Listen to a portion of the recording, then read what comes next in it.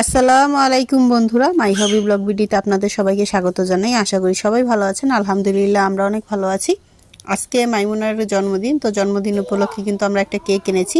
তো প্রতি বছরই কিন্তু আসলে জন্মদিনে কেক নিয়ে আসে, যদিও আমরা কোনো অনুষ্ঠান করি না, নিজেরাই কেক কেটে আর কি মজা করে খাই। তো আসলে বাচ্চাদের আনন্দই এটা।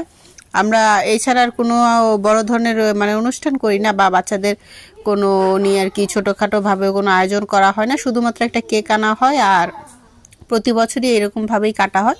তো রীতিমতো এবছরে কিন্তু আজকে আমরা আবারও কেক নিয়ে এসেছি। তো আজকে মাইমুনার জন্মদিন কততম অবশ্যই আপনারা কমেন্টে বলে যাবেন, কে কে জানেন মাইমুনার আজকের বয়সটা কত হবে।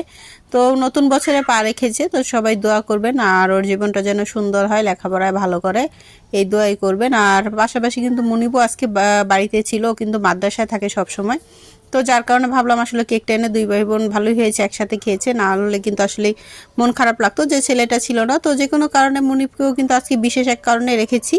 তো যদি আপনারা জানতে চান মুনিবকে কী এমন বিশেষ কারণ আজকে বাড়িতে রাখা হয়েছে, অবশ্যই কমেন্টে বলে যাবেন।